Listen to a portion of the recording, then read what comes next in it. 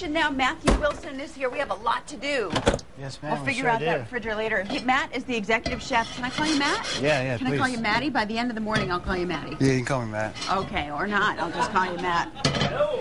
He's the executive chef at Regatta Grill and Latitude 37, both of those restaurants inside the Crown Plaza Hotel, the marina there in Hampton. You got Restaurant Week coming up? Yep, sure do. Starting the 6th February. We're making something that sounds awesome. I'm going to let you tell everybody what we're making today. All right, what I'm doing today is a local dish. It's actually fresh red grouper caught off Rudy Inlet about 10 miles out. I just got it yesterday afternoon. It came in off the boat. It's looking pretty good.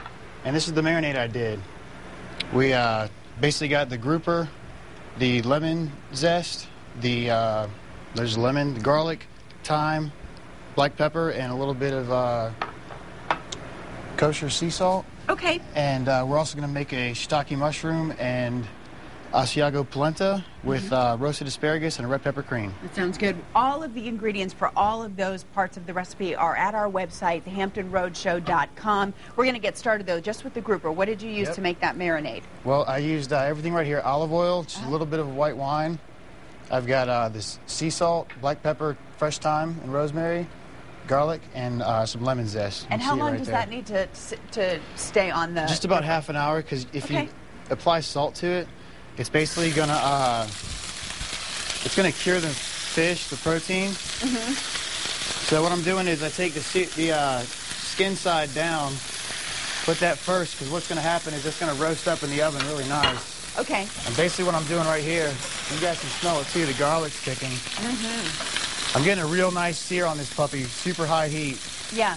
That way it'll sear in the juice when I flip it over. And we're going to flip it over, deglaze with white wine, and toss it in the oven here in a minute.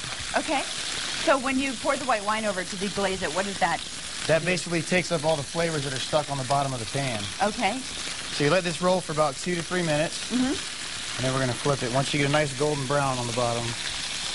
See? Ooh, that looks good. And once this is in the oven, then we're going to move along to our polenta. Yes, ma'am. All right, polenta and the red pepper cream. All right, we're going to come back and do that in our next segment. Again, the ingredients for the grouper are online. All the ingredients are online. You can follow us throughout the morning for this recipe.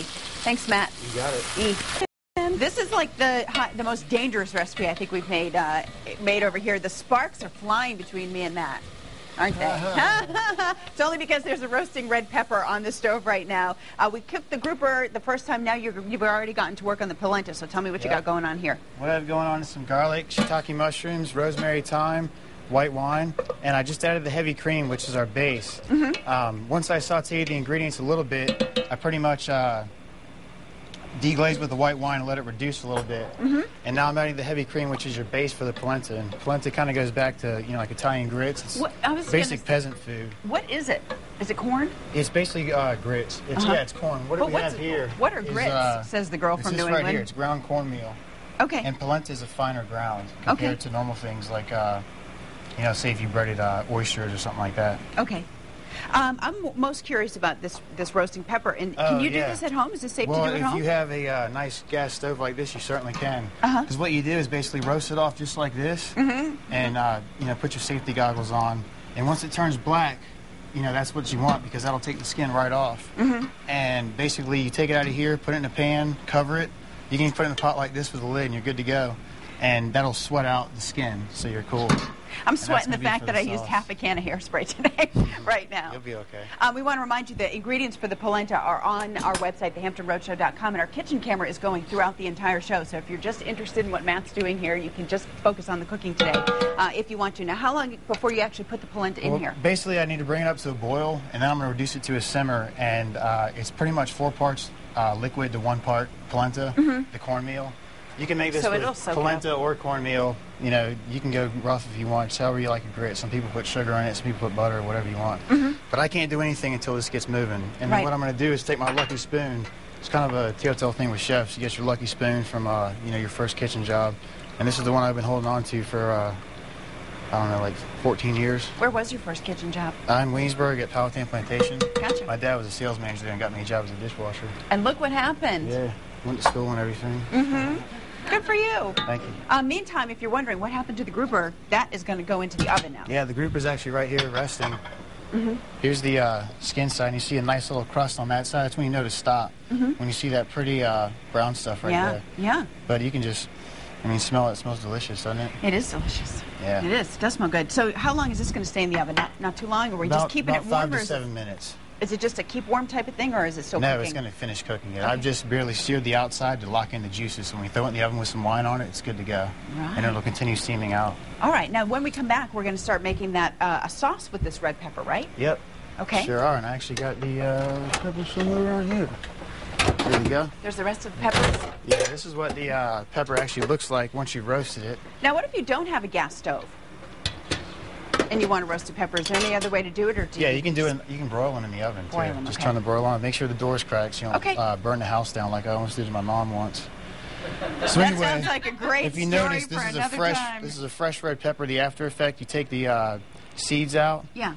And you take all the guts out in the top, and then you just chop this up, and that's what we're going to use to make the sauce. All right, we're going to do the sauce the next time we come back to the kitchen, right? With Matthew Wilson, he's the executive chef at the Regatta Grill and Latitude 37. Both of those restaurants at the Crown Plaza Hotel in Hampton at the Marina.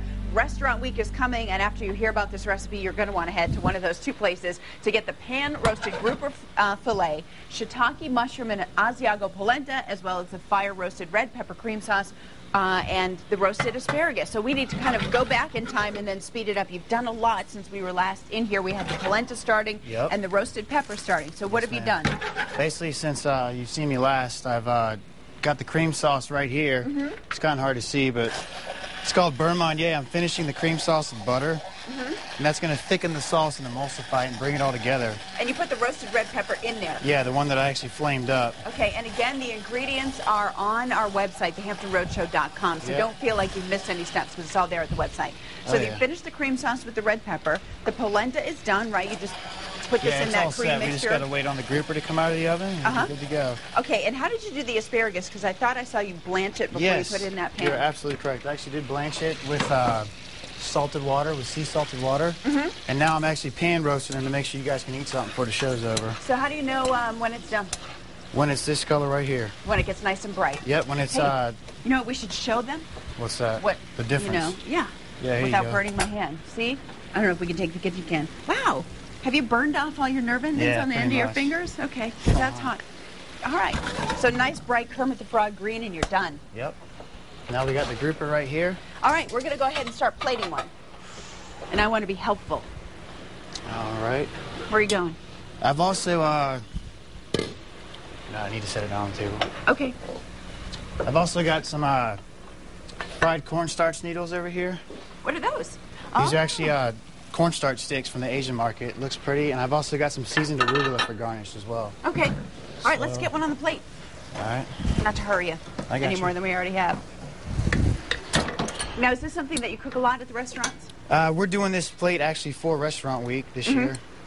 So you can come down between the 6th of February and the 14th, which is right through Valentine's Day, and get hooked up with this nice meal for $20 at dinner. It's coming with a salad or soup, your choice, and also desserts of wild berry cobbler or our homemade... You're going to throw some ice cream on that cobbler? Oh, yeah. Nice. All right, now you're being very artistic, as I expected, when you're plating this up. Yes, ma'am. How important is it for people to like what they see before they even taste it? Well, I always believe that people eat with their eyes first, so you want to make sure it looks good. If only that were true. You want to make sure it looks pretty for you.